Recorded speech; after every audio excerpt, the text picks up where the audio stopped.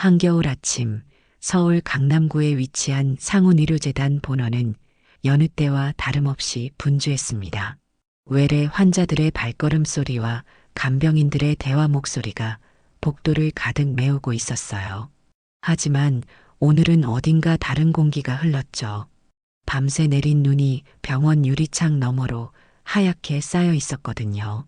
윤성재 이사장은 오전 9시 정각 평소와 같이 병원 순찰을 시작했습니다. 64세의 나이에도 불구하고 그의 걸음걸이는 여전히 단단했어요. 30년간 이 병원을 이끌어온 그는 감정보다는 성과를 중시하는 철저한 이성주의자로 유명했죠. 직원들 사이에서는 차가운 카리스마라고 불리기도 했습니다. 소아병동 상황은 어떤가요? 윤성재가 동행하던 간호부장 문순영에게 물었어요. 어제 응급실에서 올라온 환아가 5명 있습니다. 모두 겨울철 호흡기 질환이에요. 문순영이 차분하게 답했습니다. 소아병동에 들어서자 윤성재의 시선이 한 곳에 멈췄어요. 병실 안에서 어린 환자를 돌보고 있는 간호사의 모습이 눈에 들어왔거든요. 정아린이라는 이름표를 달고 있는 그 간호사는 7살 정도 되어 보이는 아이에게 약을 먹이고 있었습니다. 으악, 쓴맛이야. 아이가 얼굴을 찡그렸어요. 그럼 우리 지훈이가 약 먹고 나서 맛있는 사탕 하나 먹을까? 할인이 다정한 목소리로 말했습니다. 그리고는 작은 목소리로 자장가를 흥얼거리기 시작했어요. 자장자장 우리 아가 예쁜 꿈을 꾸어라. 그 순간 윤성재의 몸이 굳어졌습니다. 그 멜로디, 그 목소리, 마치 30년 전으로 돌아간 것 같았어요. 가슴 깊숙한 곳에서 무언가가 꿈틀거리기 시작했죠. 하리는 아이에게 물컵을 건네며 말했습니다. 천천히 마셔, 지훈아. 윤성재는 하린이 컵을 잡는 모습을 유심히 지켜봤어요. 약지와 새끼손가락을 살짝 구부린 채 컵을 잡는 그 습관. 그건 역시 너무나 익숙했습니다. 저 간호사는 언제부터 우리 병원에 근무했나요? 윤성재가 문순영에게 조심스럽게 물었어요. 정아린 간호사요? 지난달에 입사했습니다. 아이들을 참 잘 돌봐주는 분이에요. 환자들과 보호자들 사이에서도 평판이 좋습니다. 윤성재는 더 이상 질문하지 않았어요. 하지만 그의 마음속에서는 잊었다고 믿었던 기억들이 하나둘씩 되살아나고 있었습니다.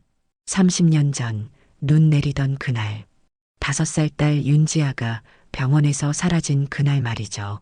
점심시간이 되자 윤성재는 자신의 사무실로 돌아왔습니다. 넓은 창문 너머로 보이는 하얀 눈밭을 바라보며 그는 깊은 한숨을 내쉬었어요. 책상 서랍 깊숙한 곳에서 낡은 사진 한 장을 꺼냈습니다. 5살 딸의 환한 미소가 담긴 사진이었죠. 지아야. 윤성재의 목소리가 떨렸습니다. 그때 사무실 문이 노크대는 소리가 들렸어요. 들어오세요. 이사장님, 오후 회의 준비가 완료되었습니다. 고재호 사무국장이 들어왔습니다. 50대 중반의 고재호는 윤성재와 함께 20년 넘게 일해온 든든한 동반자였어요. 재호 씨, 잠깐 앉으세요. 윤성재가 사진을 다시 서랍에 넣으며 말했습니다. 무슨 일이신지요? 우리 병원 간호사 중에 정아린이라는 사람이 있는데 그 사람에 대해 좀 알아보실 수 있을까요? 고재호는 의외라는 표정을 지었어요.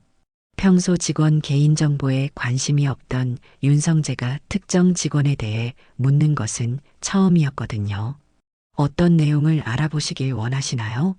출생지, 가족관계, 그리고 윤성재가 잠시 망설였습니다. 어린 시절에 대한 기록이 있는지 확인해 보세요. 알겠습니다. 며칠 정도 시간을 주시면 조사해 보겠습니다.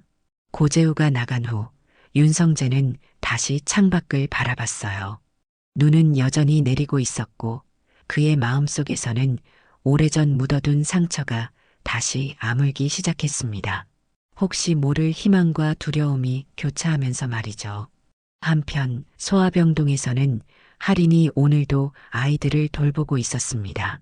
하지만 그녀도 모르게 누군가의 시선을 느끼고 있었어요. 복도 끝에서 자신을 지켜보는 시선.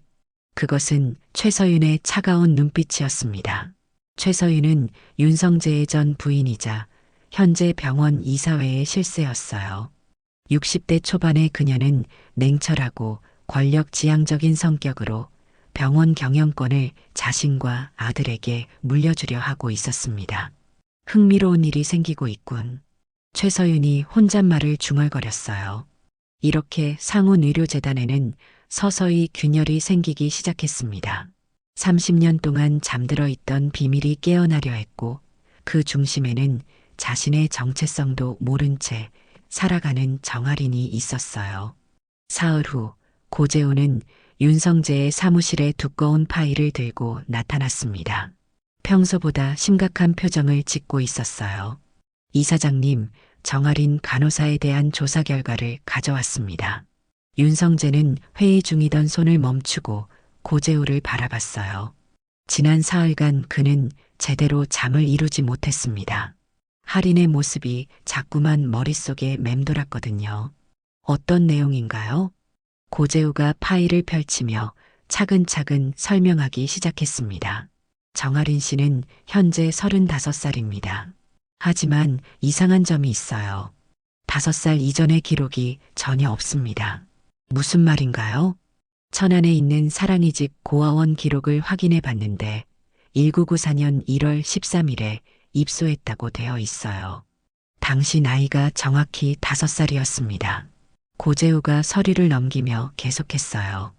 입소 당시 상태가 기억상실증이었다고 기록되어 있습니다. 윤성재의 손이 떨리기 시작했어요.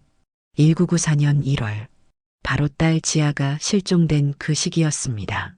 다른 특이사항은 없었나요? 몇 가지 더 있습니다. 고재우가 다음 페이지를 넘겼어요. 고아원 기록에 따르면 할인 씨는 어린 시절부터 자장가를 자주 불렀다고 합니다. 그리고 컵이나 젓가락을 잡을 때 특이한 습관이 있다고도 기록되어 있어요. 윤성재는 숨이 막히는 것 같았습니다. 모든 것이 너무나 일치했어요. 혹시 당시 병원에 입원했던 기록은 없나요? 그것도 조사해 봤습니다. 하지만 1994년 1월 12일부터 14일까지의 응급실 기록 중 일부가 분실되어 있더군요. 아주 이상한 일입니다. 윤성재는 자리에서 일어나 창가로 걸어갔어요. 마음속에서 확신이 점점 커지고 있었습니다. 하지만 동시에 두려움도 함께 자라고 있었죠. 재우 씨, DNA 검사를 할 수 있는 방법이 있을까요? 물론입니다. 하지만 고재우가 망설였어요. 본인의 동의 없이 하기는 어렵습니다. 그럼 자연스럽게 접근할 수 있는 방법을 생각해 보세요. 예를 들어 건강검진이나. 그때 인터폰에서 비서의 목소리가 들려왔습니다.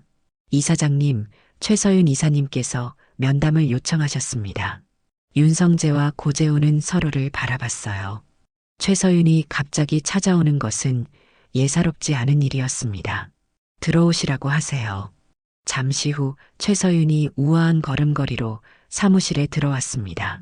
60대 초반이지만 여전히 날카로운 미모를 유지하고 있는 그녀는 값비싼 샤넬 정장을 입고 있었어요.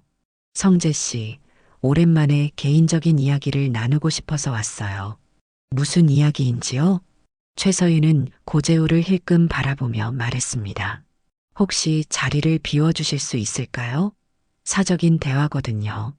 고재우가 나간 후 최서윤은 소파에 우아하게 앉았어요. 요즘 소아병동에 자주 가신다면서요? 윤성재는 움찔했습니다. 벌써 자신의 행동이 눈에 띄었다는 뜻이었어요. 병원 경영자로서 당연한 순찰 아닌가요? 물론이죠. 하지만 최서윤이 찬찬히 말을 이었습니다. 특정 직원에게 관심을 보이시는 것 같아서요. 정아린 간호사 말입니다. 윤성재는 최대한 침착함을 유지하려 했어요. 무슨 말씀이신지 모르겠습니다. 성재 씨, 최서윤의 목소리가 차가워졌습니다. 우리는 30년을 함께 살았잖아요. 당신이 무슨 생각을 하는지 모를 것 같나요? 침묵이 흘렀습니다. 두 사람 사이에는 보이지 않는 긴장감이 감돌고 있었어요. 과거는 과거로 두세요. 지금 우리에게 중요한 것은 병원의 미래입니다. 최서윤이 일어서며 말했어요. 불필요한 감정에 휘둘리지 마시길 바랍니다. 최서윤이 나간 후 윤성재는 깊은 생각에 잠겼습니다. 그녀의 경고는 곧 위협이었어요. 하지만 이미 시작된 일을 멈출 수는 없었습니다. 그날 오후 윤성재는 직접 소아병동으로 내려갔어요. 하리는 여전히 아이들을 돌보고 있었습니다. 정아린 간호사, 네, 이사장님. 하린이 깜짝 놀라며 고개를 숙였어요. 잠깐 이야기할 시간이 있나요? 하린은 당황스러웠지만 고개를 끄덕였어요. 두 사람은 병동 끝에 있는 상담실로 향했습니다. 간호사님은 어디 출신이신가요? 천안입니다. 고아원에서 자랐어요. 가족은 기억이 별로 없습니다. 어린 시절에 사고를 당해서 하린의 목소리가 작아졌어요. 윤성재는 가슴이 먹먹해졌습니다. 앞에 앉은 여성이 정말 자신의 딸일 수도 있다는 생각에 말이죠. 혹시 어린 시절에 좋아했던 노래나 자장가가 있나요? 하리는 이상하다는 표정을 지었어요. 왜 그런 것을 물어보시는지. 그냥 궁금해서요. 자장자장 우리 아가. 이런 멜로디를 자주 흥얼거렸던 것 같아요. 어디서 배웠는지는 기억이 안 나지만요. 윤성재의 눈에 눈물이 맺혔습니다. 그 자장가는 아내가, 지아의 엄마가 매일 밤 불러주던 노래였어요. 이사장님, 괜찮으세요? 네, 괜찮습니다. 윤성재가 서둘러 자리에서 일어났어요. 수고하세요. 그날 밤 윤성재는 고재우에게 전화를 걸었습니다. 재우 씨, DNA 검사를 진행하세요. 어떤 방법을 써서라도 말이에요. 알겠습니다. 이사장님. 한편 최서윤은 자신의 별실에서 누군가와 통화를 하고 있었어요. 정아린이라는 간호사를 주시하세요. 그리고 필요하다면 그녀의 목소리가 싸늘하게 식었습니다. 적절한 조치를 취하도록 하세요. 이렇게 상훈의료재단 안에서는 보이지 않는 전쟁이 시작되고 있었습니다. 진실을 찾으려는 아버지와 그것을 막으려는 전 부인, 그리고 아무것도 모른 채 그 중심에 서 있는 딸. 30년 전의 비밀이 서서히 수면 위로 떠오르고 있었어요. 일주일 후 고재우는 새벽 5시에 병원에 도착했습니다. 아직 아무도 출근하지 않은 고요한 시간이었어요. 그의 손에는 지하 기록실 열쇠가 들려 있었습니다. 1994년 1월 고재우가 중얼거리며 낡은 박스들 사이를 헤매고 다녔어요. 지하 기록실은 30년 넘은 병원의 모든 기록이 보관된 곳이었습니다. 곰팡이 냄새와 먼지가 자욱했지만 고재우는 포기하지 않았어요. 윤성재 이사장의 간절한 부탁을 들어줘야 했으니까요. 1시간 넘게 뒤진 끝에 드디어 1994년 응급실 기록 박스를 찾아냈습니다. 있다. 고재우가 작은 소리로 외쳤어요. 박스를 열어보니 수많은 응급실 차트들이 날짜별로 정리되어 있었습니다. 하지만 1월 12일부터 14일까지의 기록을 찾아보니 뭔가 이상했어요. 분명히 있어야 할 차트들이 없네. 고재우가 고개를 갸우뚱했습니다. 그런데 박스 구석에서 찢어진 종이 조각 하나를 발견했어요. 그 조각에는 미확인 여자아이, 나이 추정 5세, 보호자 없음이라는 글씨가 희미하게 남아 있었습니다. 고재우의 심장이 뛰기 시작했어요. 이것이 바로 찾고 있던 단서였을지도 모르거든요. 누군가 의도적으로 기록을 조작했구나. 고재우가 혼잣말을 했습니다. 그때 지하실 입구에서 발걸음 소리가 들렸어요. 고재우는 재빨리 찢어진 종이를 주머니에 넣고 다른 박스를 뒤지는 척했습니다. 누구세요? 경비원의 목소리였어요. 아, 고재우 사무국장입니다. 이사장님 지시로 옛날 기록을 찾고 있습니다. 아, 그러시군요. 조심하세요. 여기 먼지가 많거든요. 경비원이 가고 난 후 고재호는 더 꼼꼼히 기록들을 살펴봤어요. 그리고 놀라운 사실을 하나 더 발견했습니다. 해당 기간의 응급실 당직 명단에서 송지은이라는 간호사의 이름을 찾은 거예요. 송지은, 이 사람이 당시 현장에 있었구나. 고재호는 즉시 인사팀에 연락해서 송지은의 현재 거주지를 알아봤습니다. 다행히 그녀는 아직 생존해 있었고 서울 근교의 요양원에서 간호보조 일을 하고 있다는 정보를 얻었어요. 그날 오후 고재호는 윤성재에게 보고했습니다. 이사장님, 중요한 단서를 찾았습니다. 윤성재는 회의를 중단하고 고재호의 말에 집중했어요. 1994년 1월 12일 분명히 미확인 여자아이가 응급실에 입원했었습니다. 하지만 대부분의 기록이 인위적으로 삭제되었어요. 누가 그런 짓을? 그리고 당시 응급실에 근무했던 송지은 간호사를 찾았습니다. 현재 양천구 요양원에서 일하고 있어요. 윤성재는 즉시 결정을 내렸습니다. 지금 당장 그분을 만나러 가죠. 1시간 후 두 사람은 양천구에 있는 소담요양원에 도착했어요. 70대 초반으로 보이는 송지은은 하얀 머리에 주름진 얼굴이었지만 여전히 또렷한 눈빛을 가지고 있었습니다. 저희가 누구인지 아시겠어요? 윤성재가 조심스럽게 물었어요. 송지은은 윤성재를 한참 바라보더니 천천히 고개를 끄덕였습니다. 상훈의료재단 윤성재 이사장님. 그렇죠? 네, 맞습니다. 선생님께 여쭤보고 싶은 것이 있어서 찾아뵈었습니다. 송지은의 표정이 굳어졌어요. 마치 이 순간이 올 것을 예상하고 있었다는 듯이 말이죠. 1994년 1월 12일에 대한 이야기시죠? 윤성재와 고재호는 깜짝 놀랐습니다. 송지은이 먼저 그 날짜를 언급했거든요. 어떻게 30년 넘게 그날을 잊어본 적이 없습니다. 송지은의 목소리가 떨렸어요. 매년 그날이 되면 가슴이 아팠거든요. 죄책감 때문에 말이에요. 송지은은 요양원 정원의 벤치로 그들을 안내했습니다. 겨울 해가 기울어가는 오후였어요.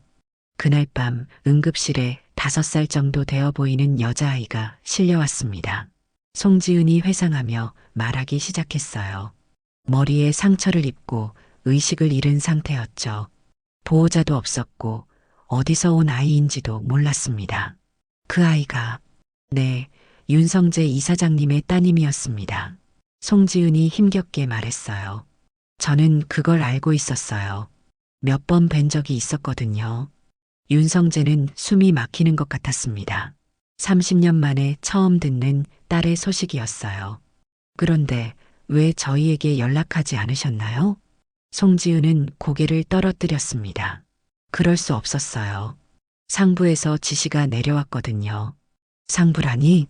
최서윤 씨, 당시 이사장 부인이었던 분이 병원에 나타났어요. 그리고 저에게 말했습니다. 이 아이에 대해서는 절대 아무에게도 말하지 말라고. 아이는 자신이 처리하겠다고 했어요. 고재우가 주먹을 불끈 쥐었습니다. 그래서 그 아이를 고아원에 제가 할 수 있는 게 없었어요. 당시 저는 그냥 평범한 간호사였고 최서윤 씨는 병원의 실권자였거든요. 거부할 수가 없었습니다. 윤성재는 분노와 슬픔이 교차하는 복잡한 감정에 휩싸였어요. 자신의 딸이 바로 가까운 곳에 있었는데 전 부인의 조작으로 인해 30년간 헤어져 있었다는 사실이 믿기지 않았거든요. 그 아이, 지금은 어떻게 됐나요? 송지은이 조심스럽게 물었어요. 우리 병원에서 간호사로 일하고 있습니다. 윤성재가 떨리는 목소리로 답했어요. 송지은의 눈에 눈물이 맺혔습니다. 다행이에요. 정말 다행입니다. 그 아이가 무사히 자란 것만으로도. 선생님, 혹시 당시 상황을 증명할 수 있는 다른 증거가 있을까요? 제가 몰래 보관해둔 것이 하나 있어요. 송지은이 가방에서 작은 봉투를 꺼냈어요. 당시 그 아이가 입고 있던 목걸이입니다. 작은 하트 모양의. 윤성재는 그 목걸이를 보자마자 눈물을 터뜨렸습니다. 지아의 5번째 생일에 선물해준 바로 그 목걸이였거든요. 이제 확실합니다. 고재우가 조용히 말했어요. 하지만 이들은 아직 몰랐어요. 최서윤이 이미 그들의 움직임을 파악하고 있다는 사실을 말이죠. 그리고 그녀가 할인을 제거하기 위한 계획을 세우고 있다는 것도. 그날 밤 최서윤은 병원 약제과장에게 은밀한 지시를 내렸습니다. 내일부터 정할인의 모든 업무를 감시하고 작은 실수라도 있으면 즉시 보고하라는 것이었어요. 30년 전의 진실이 서서히 드러나고 있었지만 동시에 새로운 위험도 다가오고 있었습니다. 송지은을 만나고 돌아온 다음 날 윤성재는 잠시도 마음이 편치 않았습니다. 할인이 정말 자신의 딸이라는 확신이 점점 커지고 있었거든요. 하지만 아직 결정적인 증거가 필요했어요. 재우 씨, DNA 검사는 어떻게 진행되고 있나요? 윤성재가 고재우에게 물었습니다. 내일 정기 건강검진이 있습니다. 그때 자연스럽게 혈액 샘플을 확보할 수 있을 것 같아요. 좋습니다. 그리고 윤성재가 잠시 망설였어요. 할인 씨를 개인적으로 만나볼 수 있는 자리를 만들어 보세요. 어떤 명목으로요? 업무 관련 면담이라고 하세요. 조용한 곳에서 말이에요. 고재우는 고개를 끄덕였지만 내심 걱정이 되었어요. 윤성재의 감정이 점점 깊어지는 것 같았거든요. 그날 오후 할인은 갑작스러운 호출을 받았습니다. 윤성재 이사장이 개인적으로 면담을 하고 싶다는 것이었어요. 무슨 일일까? 할인이 불안한 마음으로 지정된 장소로 향했습니다. 그곳은 병원에서 차로 30분 거리에 있는 윤성재의 개인 별장이었어요. 한강이 내려다 보이는 조용한 곳이었습니다. 이사장님, 왜 이런 곳에서 면담을? 할인이 당황스럽게 물었어요. 조용한 곳에서 이야기하고 싶었습니다. 앉으세요. 거실에는 벽난로가 타고 있었고 따뜻한 분위기였지만 할인은 긴장을 풀 수 없었어요. 할인 씨, 혹시 어린 시절에 대한 기억이 조금이라도 있나요? 왜 자꾸 그런 걸 물어보시는지. 할인이 불편한 기색을 보였어요. 윤성재는 테이블 위에 준비해둔 것들을 하나씩 꺼내기 시작했습니다. 먼저 오래된 사진이었어요. 이 사진을 한번 보세요. 할인은 사진을 들여다봤습니다. 5살 정도 되어 보이는 예쁜 여자아이가 웃고 있는 모습이었어요. 순간 가슴 깊은 곳에서 무언가가 울렁거렸습니다. 이 아이는 제 딸입니다. 30년 전에 잃어버린. 윤성재의 목소리가 떨렸어요. 그 다음에는 작은 오르골을 꺼냈습니다. 뚜껑을 열자 익숙한 멜로디가 흘러나왔어요. 자장자장 우리 아가 예쁜 꿈을 꾸어라. 할인은 갑자기 어지러움을 느꼈습니다. 그 멜로디가 너무나 익숙했거든요. 이 노래 제가 어릴 때부터 알고 있던 것 같은데. 마지막으로 윤성재가 꺼낸 것은 작은 곰인형이었어요. 낡고 헤어진 인형이었지만 사랑스럽게 관리되어 있었습니다. 이건 지아가 가장 아끼던 인형이에요. 뽐이라고 이름도 지어줬죠. 할인이 그 인형을 보는 순간 머릿속에 번개처럼 스치는 기억의 파편이 있었어요.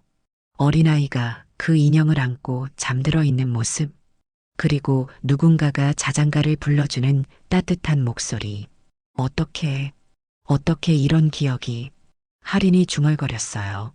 윤성재는 조심스럽게 다가가서 할인의 손을 잡았습니다. 할인 씨, 아니, 지아야. 아빠가 늘 너를 찾고 있었어. 할인은 혼란스러웠어요. 논리적으로는 이해할 수 없었지만 감정적으로는 무언가 깊은 연결을 느끼고 있었거든요. 하지만 이건 말이 안 돼요. 저는 고아원에서 모든 걸 설명해 줄게. 30년 전에 무슨 일이 있었는지. 윤성재는 그날 밤의 이야기를 차근차근 들려줬어요. 눈 내리던 날 병원에서 놀고 있던 지아가 갑자기 사라진 일, 그리고 최서윤의 조작에 대해서도 말이죠. 믿기 어려우시겠지만 모든 게 사실입니다. 할인은 테이블 위에 놓인 크레파스와 스케치북을 발견했어요. 무의식적으로 손이 가더니 그림을 그리기 시작했습니다. 놀랍게도 그녀가 그린 그림은 한 남자와 여자아이가 손을 잡고 있는 모습이었어요. 그리고 구석에 삐뚤빼뚤한 글씨로 아빠와 나라고 써져 있었습니다. 이건 제가 그린 걸까요? 할인이 자신도 놀라며 물었어요. 윤성재는 눈물을 글썽이며 고개를 끄덕였습니다. 지아가 늘 그런 그림을 그렸어요. 그때 할인의 핸드폰이 울렸습니다. 병원에서 온 연락이었어요. 네, 정할인입니다. 간호사님, 큰일입니다. 지금 당장 병원으로 오셔야 해요. 무슨 일인가요? 약물 투여 실수 신고가 들어왔습니다. 간호사님이 담당했던 환자인데 할인의 얼굴이 창백해졌어요. 약물 투여 실수는 간호사에게는 치명적인 실수였거든요. 하지만 저는 정확히 했는데 일단 오셔서 확인해 보세요. 할인은 서둘러 별장을 나섰고 윤성재도 함께 병원으로 향했습니다. 병원에 도착하니 약제과장과 간호부장이 심각한 표정으로 기다리고 있었어요. 정할인 간호사, 오늘 오후 박지훈 환자에게 투여한 약물을 확인해 보세요. 할인은 차트를 살펴봤지만 자신이 기록한 것과 다른 내용이 적혀 있었어요. 이상해요. 분명히 정확한 용량을 투여했는데 환자 보호자가 직접 신고했습니다. CCTV도 확인해 봤고요. 윤성재는 이 모든 상황이 의도된 것임을 직감했어요. 하지만 아직 확실한 증거가 없었습니다. 정할인 간호사는 당분간 정직 처분됩니다. 간호부장이 공식적으로 통보했어요. 할인은 충격을 받았지만 어쩔 수 없이 받아들여야 했어요. 그날 밤 최서윤은 만족스러운 표정을 지었습니다. 첫 번째 계획이 성공했거든요. 이제 시작일 뿐이야. 그녀가 혼잣말을 중얼거렸어요. 하지만 윤성재도 가만히 있지 않았습니다. 고재우에게 지시해서 그날의 모든 상황을 재조사하게 했어요. 그리고 무엇보다 중요한 DNA 검사 결과를 기다리고 있었습니다. 진실과 거짓이 교차하는 상황 속에서 할인은 자신의 정체성에 대해 점점 더 혼란스러워하고 있었어요. 과연 자신이 윤성재의 딸일까? 아니면 단순한 우연의 일치일까? 답은 곧 나올 예정이었습니다. 정직 처분을 받은 할인은 사흘째 집에만 머물러 있었습니다. 작은 원룸에 앉아 윤성재가 보여준 물건들을 생각하며 혼란스러워하고 있었어요. 특히 자신이 무의식적으로 그린 아빠와 나 그림이 계속 머릿속을 맴돌았습니다. 한편 윤성재는 고재우와 함께 사건의 진상을 파헤치고 있었어요. 이사장님, CCTV 영상을 다시 분석해 봤습니다. 고재우가 노트북을 펼치며 말했어요. 어떤 결과가 나왔나요? 할인 씨가 약물을 투여하는 장면은 정상입니다. 하지만 그 후 누군가가 차트를 조작한 흔적이 있어요. 화면에는 할인이 정확한 용량의 약물을 투여하는 모습이 선명하게 담겨 있었습니다. 그런데 그로부터 1시간 후 간호사복을 입은 다른 사람이 나타나 차트에 뭔가를 기록하는 장면이 포착되었어요. 이 사람은 누구죠? 최서윤 씨의 조카딸인 최민정 간호사입니다. 작년에 입사했어요. 윤성재의 표정이 굳어졌습니다. 최서윤이 자신의 가족까지 동원해서 할인을 모함하고 있었던 거예요. 그리고 더 중요한 소식이 있습니다. 고재우가 봉투 하나를 꺼냈어요. DNA 검사 결과입니다. 윤성재는 떨리는 손으로 봉투를 열었습니다. 결과지에는 명확하게 적혀 있었어요. 친자관계 확률 99.9%. 드디어 윤성재의 눈에서 눈물이 흘러내렸습니다. 정말 우리 지아가 맞구나. 하지만 기쁨도 잠시 고재우가 심각한 표정을 지었어요. 이사장님, 큰 문제가 있습니다. 최서윤 씨가 할인 씨를 완전히 병원에서 쫓아내려고 하고 있어요. 무슨 말인가요? 약물 사고를 빌미로 의료진 자격 정지 신청을 하려고 합니다. 그렇게 되면 할인 씨는 다시는 간호사 일을 할 수 없어요. 윤성재는 분노로 주먹을 꽉 쥐었습니다. 그걸 막아야 해요. 방법이 있습니다. 송지은 씨의 증언과 병원 원본 기록, 그리고 이 DNA 검사 결과를 모두 공개하는 거예요. 하지만 그렇게 되면, 네, 최서윤 씨는 아동 유기와 문서 조작 혐의로 법적 처벌을 받게 될 겁니다. 윤성재는 깊은 고민에 빠졌어요. 30년 전 함께 살았던 사람이지만 자신의 딸을 위해서는 어떤 선택이라도 해야 했습니다. 그때 할인에게서 전화가 걸려왔어요. 이사장님, 죄송합니다. 갑자기 전화드려서 무슨 일인가요? 경찰서에서 연락이 왔어요. 약물 사고와 관련해서 조사를 받으러 오라고 하네요.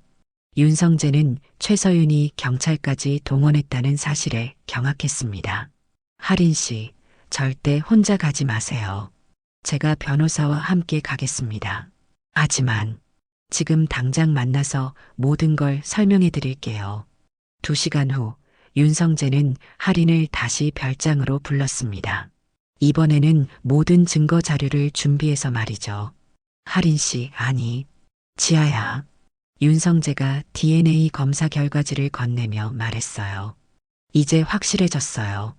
당신은 정말 제 딸입니다. 할인은 그 종이를 보며 어지러웠어요. 머리로는 이해했지만 감정적으로 받아들이기는 여전히 어려웠거든요.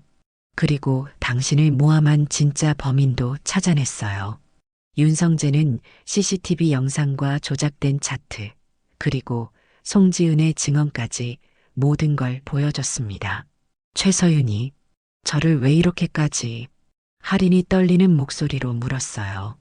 당신이 돌아오면 자신의 권력이 위험해지니까요. 병원 경영권을 자신과 아들에게 물려주려던 계획이 무너질 테니까요. 할인은 분노와 슬픔이 교차했어요. 자신이 30년간 겪어야 했던 고통이 모두 최서윤 때문이었다는 사실이 믿기지 않았거든요. 이제 어떻게 해야 하죠? 모든 진실을 밝혀야 해요.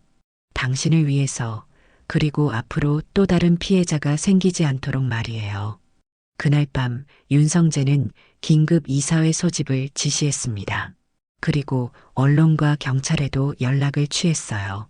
내일 오전 10시 모든 걸 공개하겠습니다. 한편 최서윤은 윤성재의 움직임을 감지하고 마지막 수를 두려 했어요. 할인을 완전히 제거하기 위해 더 큰 누명을 씌우려 했습니다.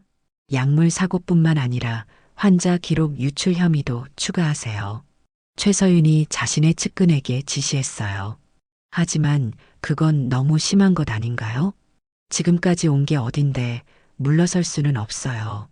하지만 최서윤은 몰랐어요. 윤성재가 이미 모든 증거를 확보했다는 사실을 말이죠. 그리고 내일이면 30년간 숨겨왔던 모든 진실이 세상에 드러날 거라는 것도. 그날 밤 할인은 처음으로 아빠라는 단어를 입 밖으로 내뱉어 봤어요. 아빠. 어색하지만 따뜻한 그 단어가 마음속 깊은 곳을 울렸습니다. 30년 만에 찾은 가족의 의미를 조금씩 깨달아가고 있었어요. 내일이면 모든 것이 결정될 예정이었습니다. 진실이 승리할 것인지 아니면 권력이 또다시 진실을 묻어버릴 것인지. 상훈의료재단의 운명이 갈림길에 서 있었어요. 이사회 당일 아침 상훈의료재단 본관은 긴장감으로 가득했습니다. 평소보다 일찍 출근한 직원들이 수군거리며 무슨 일인지 궁금해했어요. 언론사 취재진들도 하나둘 몰려들기 시작했습니다. 윤성재는 오전 9시부터 마지막 점검을 하고 있었어요. 고재우와 함께 모든 증거 자료를 다시 한번 확인했습니다. 송지은 씨는 언제 도착하나요? 윤성재가 물었어요. 10분 후에 도착 예정입니다. 경찰도 대기 중이고요. 할인이는 별실에서 기다리고 있습니다. 많이 긴장한 것 같아요. 윤성재는 할인이 있는 별실로 향했습니다. 창백한 얼굴로 앉아있는 딸을 보니 마음이 아팠어요. 괜찮아요? 떨려요. 이런 큰일을 겪어본 적이 없어서. 할인이 작은 목소리로 말했어요. 무서워하지 마세요. 아빠가 지켜줄 테니까. 아빠라는 단어를 들은 할인의 눈에 눈물이 맺혔습니다. 아직 완전히 받아들이지는 못했지만 점점 익숙해지고 있었어요. 오전 10시 정각, 이사회실에는 모든 이사진과 주요 간부들이 모였습니다. 최서윤도 평소와 다름없는 당당한 모습으로 자리에 앉았어요. 하지만 내심으로는 불안해하고 있었습니다. 오늘 긴급 이사회를 소집한 이유를 말씀드리겠습니다. 윤성재가 일어서며 차분한 목소리로 시작했어요. 먼저 여러분께 중대한 발표를 해야 할 일이 있습니다. 우리 병원의 정아린 간호사는 윤성재가 잠시 숨을 고르며 말을 이었습니다. 제 딸입니다. 이사회실이 순간 술렁거렸어요. 모든 사람들이 놀란 표정을 지었습니다. 무슨 말씀이신지 이해가 안 되는데요. 최서윤이 침착함을 유지하며 말했어요. 30년 전 실종된 제 딸 윤지아가 바로 정아린 간호사입니다. 그리고 그 실종 사건에는 숨겨진 진실이 있습니다. 윤성재는 프로젝터를 켜고 차근차근 설명하기 시작했어요. 먼저 DNA 검사 결과를 보여줬습니다. 친자관계 확률 99.9%, 과학적으로 확실한 증거입니다. 그 다음에는 1994년 1월의 병원 기록을 보여줬어요. 당시 응급실에 미확인 여자아이가 입원했지만 누군가 의도적으로 기록을 조작하고 삭제했습니다. 최서윤의 표정이 조금씩 굳어지기 시작했어요. 그리고 결정적인 증언이 있습니다. 이사회실 문이 열리고 송지은이 들어왔습니다. 70대 노인이지만 똑똑한 눈빛으로 모든 사람을 둘러봤어요. 송지은입니다. 1994년 당시 이 병원 응급실에서 근무했던 간호사였습니다. 송지은은 떨리는 목소리지만 또렷하게 증언하기 시작했어요. 그날 밤 응급실에 5살 여자아이가 실려왔습니다. 머리 외상으로 의식을 잃은 상태였죠. 저는 그 아이가 윤성재 이사장님의 딸임을 알고 있었습니다. 하지만 당시 최서윤 씨가 병원에 나타나서 저에게 지시했습니다. 이 아이에 대해서는 절대 아무에게도 말하지 말라고, 아이는 자신이 처리하겠다고 했어요. 이사회실이 다시 술렁거렸습니다. 모든 시선이 최서윤에게 집중되었어요. 그래서 그 아이는 고아원으로 보내졌고 병원 기록도 조작되었습니다. 30년간 저는 이 일로 죄책감에 시달렸습니다. 최서윤이 일어서며 강하게 부인했어요. 말도 안 되는 소리입니다. 단지 한 사람의 증언으로 저를 모함하려는 거예요. 증언만이 아닙니다. 윤성재가 다시 자료를 보여줬어요. 당시 상황을 뒷받침하는 물적 증거도 있습니다. 화면에는 지아가 착용하고 있던 목걸이와 개인 물품들이 나타났습니다. 그리고 최근에 일어난 약물 투여 사고도 조작된 것입니다. CCTV 영상이 재생되었어요. 할인이 정확히 약물을 투여한 후 최민정 간호사가 나타나 차트를 조작하는 장면이 선명하게 보였습니다. 최민정 간호사는 최서윤 씨의 조카딸입니다. 이 모든 것이 계획된 모함이었어요.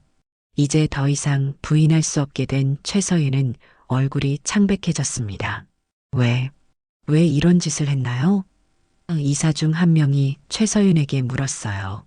최서윤은 한동안 입을 다물고 있더니 마침내 입을 열었습니다. 병원을 지키기 위해서였어요. 그 아이가 돌아오면 모든 것이 복잡해질 것 같았어요.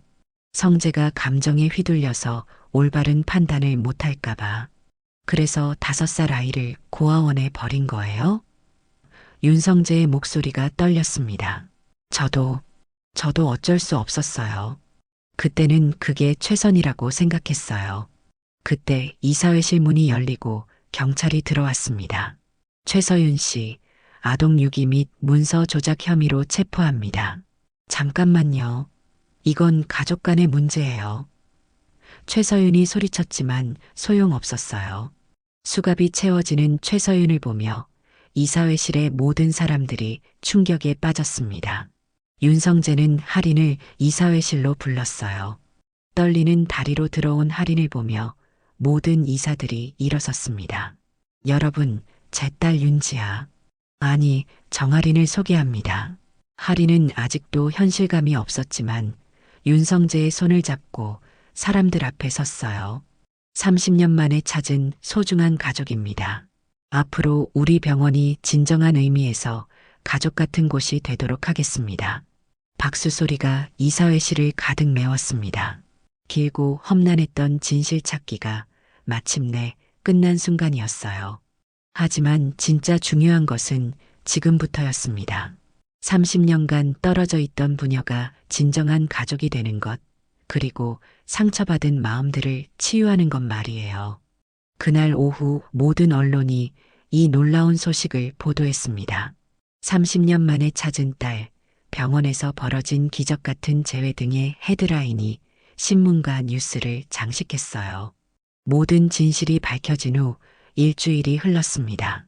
상훈의료재단은 언론의 집중 조명을 받으며 화제의 중심에 서 있었어요.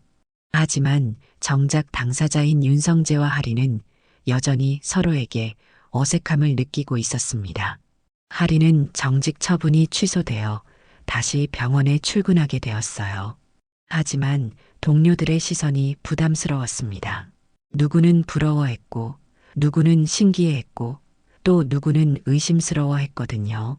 하린 언니, 정말 이사장님 딸이에요? 같은 병동 후배 간호사가 조심스럽게 물었어요.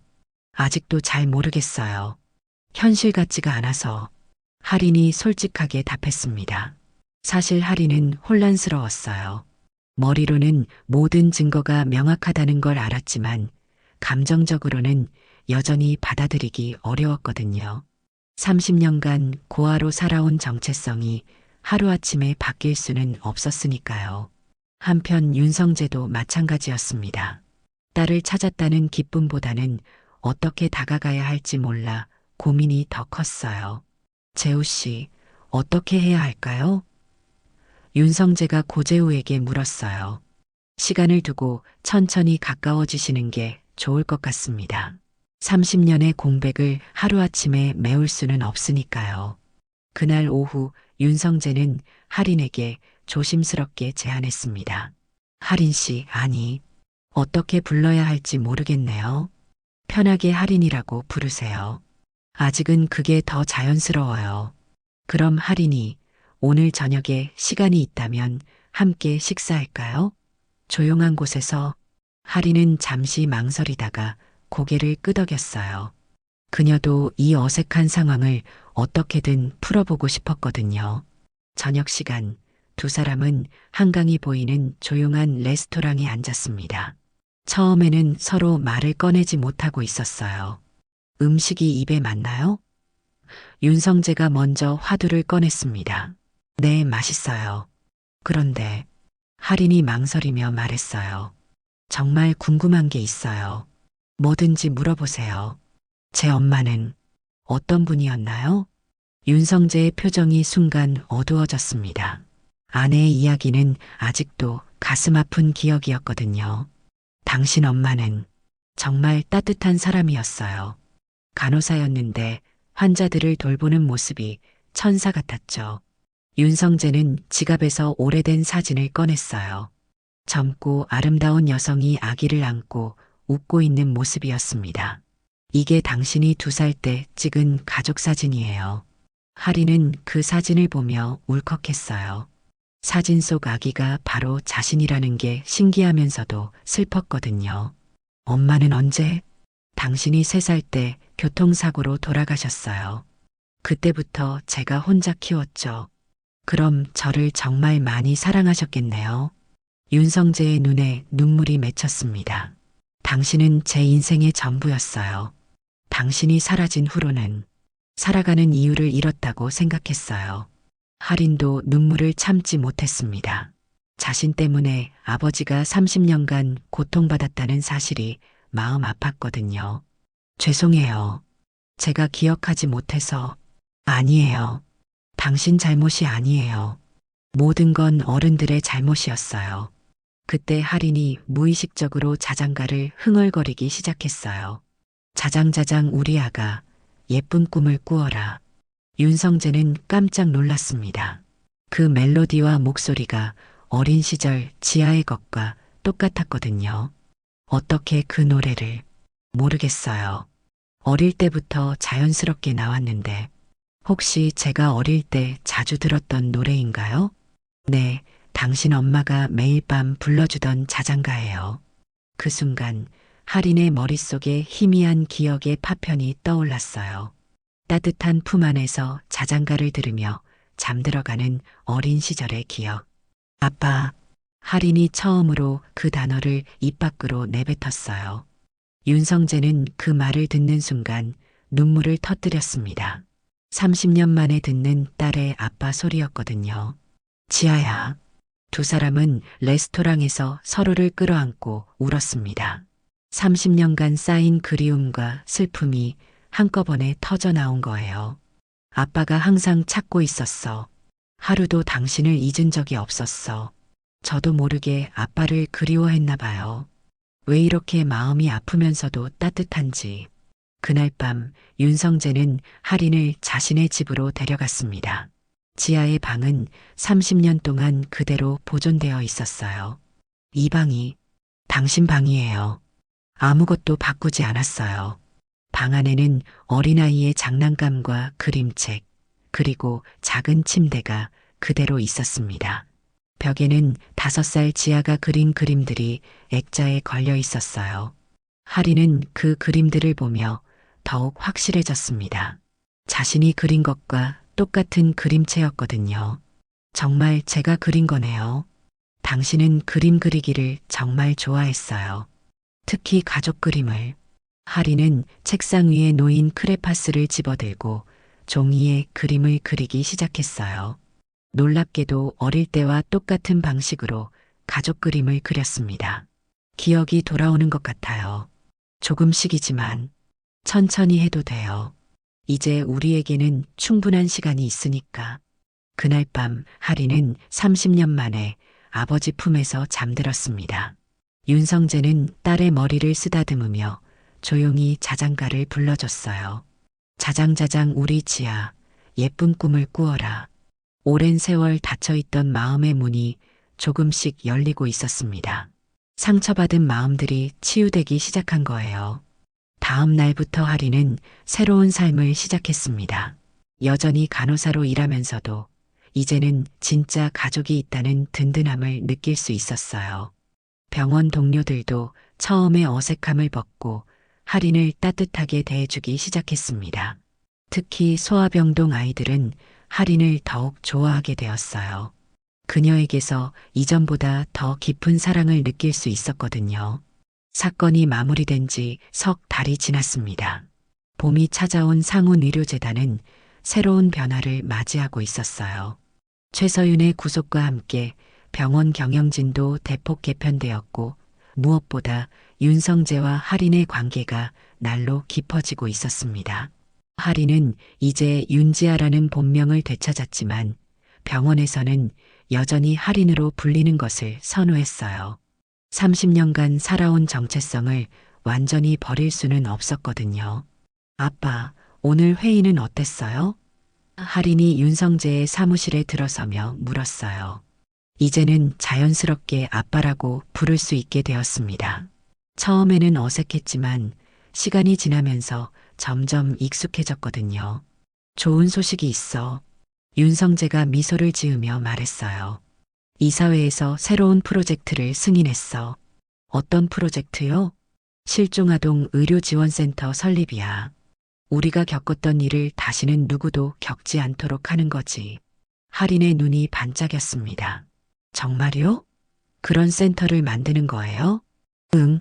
그리고 이 센터의 초대 센터장을 당신에게 맡기고 싶어.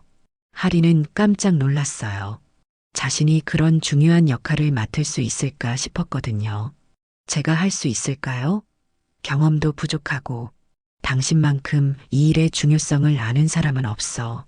그리고 아이들을 돌보는 당신의 모습을 보면 정말 천직이라는 생각이 들어. 며칠 후 할인은 정식으로 실종아동 의료지원센터 센터장으로 임명되었습니다. 센터는 병원 별관에 마련되었고 최신 의료 장비와 상담실, 그리고 아이들을 위한 놀이 공간까지 갖춰졌어요. 센터 개소식 날 많은 언론과 시민들이 참석했습니다. 윤성재와 하리는 나란히 서서 테이프 커팅을 했어요. 상훈의료재단 실종아동 의료지원센터를 개소합니다. 윤성재가 선언했습니다. 박수 소리가 터져나왔고 하리는 가슴이 벅차올랐어요. 자신의 아픈 경험이 다른 사람들에게 도움이 될 수 있다는 게 감사했거든요. 개소식이 끝난 후 윤성재는 깜짝 발표를 했습니다. 그리고 오늘부터 이 센터의 정식 명칭은 할인 아동센터로 결정되었습니다. 할인은 눈물을 흘리며 아버지를 바라봤어요. 자신의 이름이 걸린 센터라니 꿈만 같았습니다. 더는 어떤 아이도 가족을 잃지 않도록 하겠습니다. 할인이 마이크 앞에서 다짐했어요. 그리고 혹시 가족과 헤어진 아이들이 있다면 다시 만날 수 있도록 최선을 다하겠습니다. 센터 현판 제막식에서는 금색 글씨로 할인 아동센터라고 새겨진 간판이 공개되었어요. 할인은 그 순간을 평생 잊지 못할 거라고 생각했습니다. 개소 첫날부터 센터에는 많은 사람들이 찾아왔어요. 실종된 자녀를 찾는 부모들, 가족을 그리워하는 아이들, 그리고 도움이 필요한 가정들이었습니다. 센터장님, 저희 아이가 3년 전에 사라졌는데 한 어머니가 울먹이며 말했어요. 천천히 말씀해 보세요. 우리가 도와드릴게요. 할인이 따뜻하게 손을 잡아주었습니다. 할인은 자신의 경험을 바탕으로 가족들을 상담하고 위로했어요. 무엇보다 희망을 잃지 않도록 격려하는 것이 중요했거든요. 센터에서는 실종아동 수색뿐만 아니라 의료 지원, 심리 상담, 그리고 예방 교육까지 종합적인 서비스를 제공했습니다.